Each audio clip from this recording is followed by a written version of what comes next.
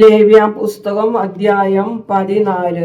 ദൈവമേ, നിന്റെ വേദപ്രമാണത്തിൽ അടങ്ങിയിരിക്കുന്ന അത്ഭുത കാര്യങ്ങളെ കാണുവാൻ എൻ്റെ ഉൾക്കണ്ണുകളെ പ്രകാശിപ്പിക്കണമേ. ആമീൻ. ദൈവം വീണ്ടും മോശയോട് അരുളി ചെയ്തു, കുഷ്ഠരോഗിയുടെ ശുദ്ധീകരണ ദിവസത്തിൽ അവനെ കുറിച്ചുള്ള നിയമം. അവനെ പുരോഹിതന്റെ അടുക്കൽ കൊണ്ടുവരണം. പുരോഹിതൻ പാളയത്തിന് പുറത്ത് ചെന്ന് കുഷ്ഠരോഗിയുടെ കുഷ്ഠം സുഖമായി എന്ന് പുരോഹിതന് ബോധ്യമായാൽ ശുദ്ധീകരണാർഹന് വേണ്ടി ജീവനും ശുദ്ധിയുമുള്ള 2 പക്ഷി, ദേവദാരു, ചുവപ്പുനൂൽ, ഈസോപ്പ് എന്നിവ കൊണ്ടുവരുവാൻ നിർദ്ദേശിക്കണം. പുരോഹിതൻ ഒരു പക്ഷിയെ ഒരു മൺപാത്രത്തിൽ ഉറവ് വെള്ളമെടുത്ത് അതിന്മീതെ വച്ച് അറുപ്പാൻ കൽപ്പിക്കണം. ജീവനുള്ള പക്ഷി, ദേവദാരു, ചുവപ്പ് നൂൽ, ഈസോപ്പ് എന്നിവയെ എടുത്ത് അവയെയും ജീവനുള്ള പക്ഷിയെയും ഉറവു വെള്ളത്തിന്മീതെ അറുത്ത പക്ഷിയുടെ രക്തത്തിൽ മുക്കി കുഷ്ഠശുദ്ധീകരണം പ്രാപിപ്പാനുള്ളവന്റെ മേൽ 7 പ്രാവശ്യം തളിച്ച് അവനെ ശുദ്ധിയുള്ളവനെന്ന് വിധിക്കുകയും ജീവനുള്ള പക്ഷിയെ വെളിമ്പ്രദേശത്തേക്ക് പറപ്പിച്ചു കളയുകയും വേണം. ശുദ്ധീകൃതൻ വസ്ത്രം അലക്കി രോമമെല്ലാം ക്ഷൗരം ചെയ്യിച്ചു വെള്ളത്തിൽ കുളിക്കണം. എന്നാൽ അവൻ ശുദ്ധിയുള്ളവനാകും. അതിനുശേഷം അവൻ പാളയത്തിൽ ചെന്ന് തന്റെ കൂടാരത്തിന് പുറത്ത് 7 ദിവസം പാർക്കണം. 7-ാം ദിവസം അവൻ തലയും താടിയും പുരികവും എല്ലാം ക്ഷൗരം ചെയ്യിക്കണം. ഇങ്ങനെ അവൻ സകല രോമവും ക്ഷൗരം ചെയ്യിച്ചു വസ്ത്രം അലക്കുകയും ദേഹം വെള്ളത്തിൽ കുളിക്കുകയും വേണം. എന്നാൽ അവൻ ശുദ്ധിയുള്ളവനാകും. 8-ാം ദിവസം അവൻ ഊനമില്ലാത്ത 2 ആൺകുഞ്ഞാടിനെയും 1 വയസ്സ് പ്രായമുള്ള ഊനമറ്റ ഒരു പെൺകുഞ്ഞാടിനെയും ഭോജനയാഗമായിട്ട് എണ്ണ ചേർത്ത 3 ഇടങ്ങഴി നേരിയ മാവും 1 കുറ്റി എണ്ണയും കൊണ്ടുവരണം. ശുദ്ധീകരണം കഴിക്കുന്ന പുരോഹിതൻ ശുദ്ധീകരണം കഴിക്കുന്നവനെ അവയുമായി ദൈവസന്നിധിയിൽ സമാഗമന കൂടാരത്തിന്റെ വാതിൽക്കൽ നിർത്തണം. പുരോഹിതൻ ആൺകുഞ്ഞാടുകളിൽ 1-നെയും എണ്ണയും എടുത്ത് അകൃത്യയാഗമായി അർപ്പിച്ചു കർത്താവിന്റെ സന്നിധിയിൽ സമർപ്പിക്കണം. അവൻ വിശുദ്ധ മന്ദിരത്തിന്റെ പാപയാഗത്തെ ഹോമയാഗത്തെ അറുക്കുന്ന സ്ഥലത്ത് വെച്ച് കുഞ്ഞാടിനെ അറുക്കണം. അകൃത്യയാഗം പാപയാഗം പോലെ പുരോഹിതനുള്ളത് ആകുന്നു. അത് അതിവിശുദ്ധമത്രേ. പുരോഹിതൻ അകൃത്യയാഗത്തിന്റെ രക്തം കുറെ എടുത്ത് ശുദ്ധീകരണം കഴിക്കുന്നവന്റെ വലത് കാതിന്മേലും വലത് കൈയുടെ പെരുവിരലിന്മേലും വലത് കാലിന്റെ പെരുവിരലിന്മേലും പുരട്ടണം. പിന്നെ പുരോഹിതൻ ആ എണ്ണ കുറെ തൻ്റെ ഇടത്തെ ഉള്ളം കൈയിൽ മുഴിക്കണം. പുരോഹിതൻ ഇടം കൈയിൽ ഉള്ള എണ്ണയിൽ വലങ്കയുടെ വിരൽ മുക്കി വിരൽ കൊണ്ട് 7 പ്രാവശ്യം കർത്തൃസന്നിധിയിൽ എണ്ണ തളിക്കണം. ഉള്ളം കൈയിൽ ശേഷിച്ച എണ്ണ കുറെ പുരോഹിതൻ ശുദ്ധീകരണം കഴിയുന്നവന്റെ വലത് കാതിന്മേലും വലങ്കയുടെ പെരുവിരലിന്മേലും വലത് കാലിന്റെ പെരുവിരലിന്മേലും അകൃത്യയാഗത്തിന്റെ രക്തത്തിന്മീതെ പുരട്ടണം. പുരോഹിതന്റെ ഉള്ളംകൈയിൽ ശേഷിപ്പുള്ള എണ്ണ അവൻ ശുദ്ധീകരണം കഴിയുന്നവന്റെ തലയിൽ ഒഴിച്ച് കർത്തൃസന്നിധിയിൽ അവനു വേണ്ടി പ്രായശ്ചിത്തം ചെയ്യണം. പുരോഹിതൻ പാപയാഗം അർപ്പിച്ചു അശുദ്ധി നീക്കി ശുദ്ധീകരിക്കപ്പെടുന്നവനു വേണ്ടി പ്രായശ്ചിത്തം കഴിച്ച ശേഷം ഹോമയാഗമൃഗത്തെ അറുക്കണം. പുരോഹിതന് ഹോമയാഗവും ഭോജനയാഗവും യാഗപീഠത്തിന്മേൽ അർപ്പിക്കണം. അങ്ങനെ പുരോഹിതൻ അവനു വേണ്ടി പാപപരിഹാരം ചെയ്യുമ്പോൾ അവൻ ശുദ്ധിയുള്ളവനാകും. അവൻ ദരിദ്രനും അത്രയും കൊടുപ്പാൻ വകയില്ലാത്തവനും ആകുന്നുവെങ്കിൽ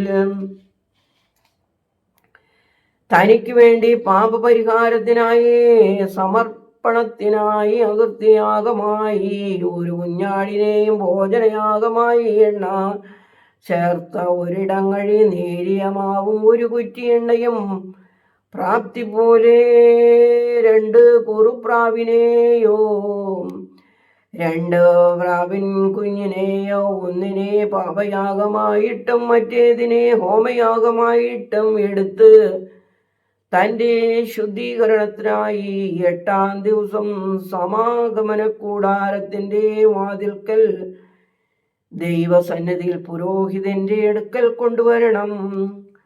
പുരോഹിതൻ അകൃത്യയാഗത്തിനുള്ള ആട്ടിൻകുട്ടിയെയും എണ്ണയും എടുത്ത് ദൈവസന്നിധിയിൽ സമർപ്പണം നടത്തണം. അവൻ അകൃത്യയാഗത്തിനുള്ള ആട്ടിൻകുട്ടിയെ അറുക്കണം.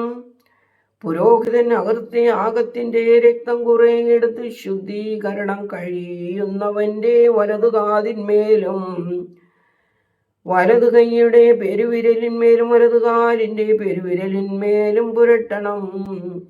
പുരോഹിതൻ എണ്ണ കുറെ തൻ്റെ ഇടത്തെ ഉള്ളം കൈയിൽ ഒഴിച്ച് ഇടത് കൈയിലുള്ള എണ്ണ കുറെ വലതു കൈയുടെ വിരൽ കൊണ്ട് ദൈവസന്നിധിയിൽ 7 പ്രാവശ്യം തളിക്കണം.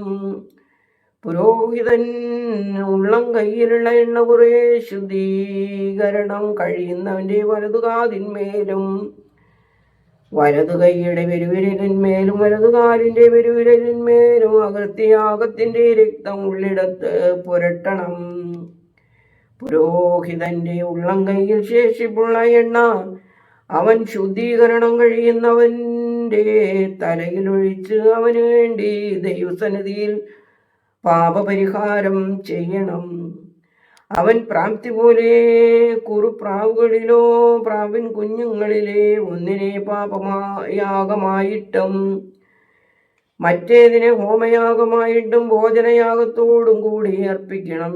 ഇങ്ങനെ പുരോഹിതൻ ശുദ്ധീകരണം കഴിയുന്നവന് വേണ്ടി ദൈവസന്നിധിയിൽ പാപപരിഹാരം നടത്തണം. ഇത് ശുദ്ധീകരണത്തിനു വേണ്ടി കഴിവില്ലാത്ത കുഷ്ഠരോഗിക്കുള്ള നിയമം.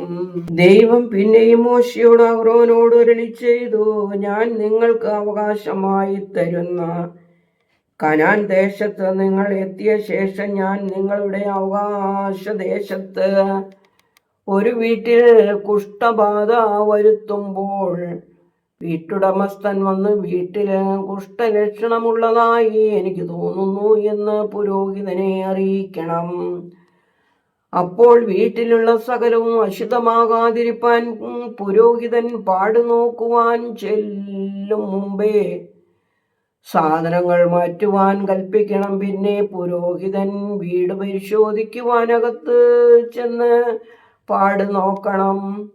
വീടിന്റെ ചുവരിൽ ഇളം പച്ചയും ഇളം ചുവപ്പുമായ കുത്തുകൾ ഉണ്ടായിട്ട് അവ ചുവരിനേക്കാൾ കുഴിഞ്ഞതായി കണ്ടാൽ പുരോഹിതൻ വീട്ടുവാതിൽക്കൽ വന്ന് വീട് 7 ദിവസം അടപ്പിക്കണം.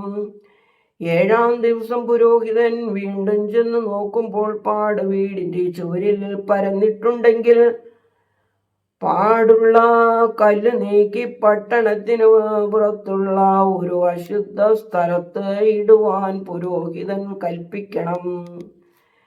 പിന്നെ വീടിന്റെ അകമെല്ലാം ചുരണ്ടിക്കണം. ചുരണ്ടിയ മണ്ണ് പട്ടണത്തിന് പുറത്ത് ഒരു അശുദ്ധ സ്ഥലത്ത് കളയണം. പിന്നെ വേറെ കല്ലെടുത്ത് ആ കല്ലിന് പകരം വയ്ക്കണം. വേറെ കുമ്മായം വീടിന് തേക്കുകയും വേണം. അങ്ങനെ കല്ല് നീക്കുകയും വീട് ചുരണ്ടുകയും കുമ്മായം തേക്കുകയും ചെയ്ത ശേഷം പാട് പിന്നെയും വീട്ടിൽ ഉണ്ടായി വന്നാൽ പുരോഹിതൻ ചെന്ന് നോക്കണം. പാട് വീട്ടിൽ വ്യാപിച്ചിരുന്നാൽ അത് വീട്ടിൽ കഠിനമായ കുഷ്ഠം തന്നെ. അത് അശുദ്ധമാകുന്നു.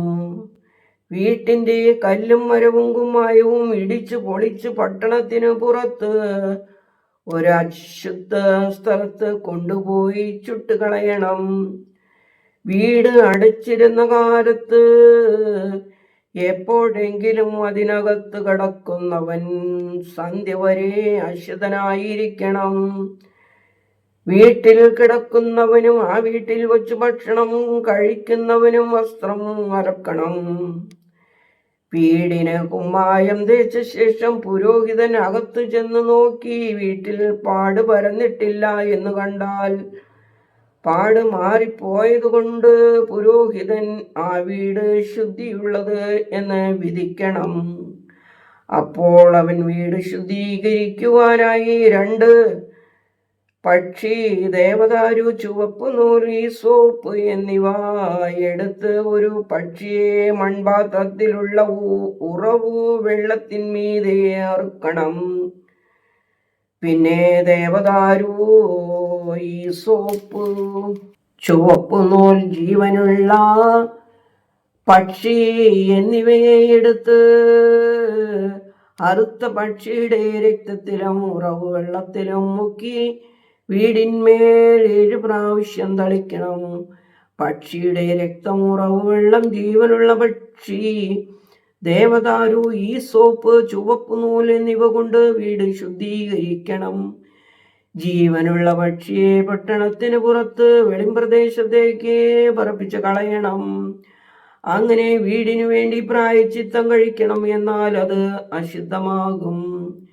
ഇത് സകല കുഷ്ഠത്തിനും വ്രണത്തിനും ചുരങ്ങിനും വസ്ത്രത്തിൻ്റെയും വീടിൻ്റെയും കുഷ്ഠത്തിനും തിണർപ്പിനും ചുണങ്ങിനും ചിരങ്ങിനും വെളുത്ത പുള്ളിക്കുമുള്ള പ്രമാണം. അശുദ്ധവും ശുദ്ധവും തമ്മിൽ തിരിച്ചറിയേണ്ടതിന് ഇത് കുഷ്ഠത്തെ കുറിച്ചുള്ള പ്രമാണം. ദൈവമേ, സ്തുതി നിനക്ക് യോഗ്യമാകുന്നു. ഭാരകുമോ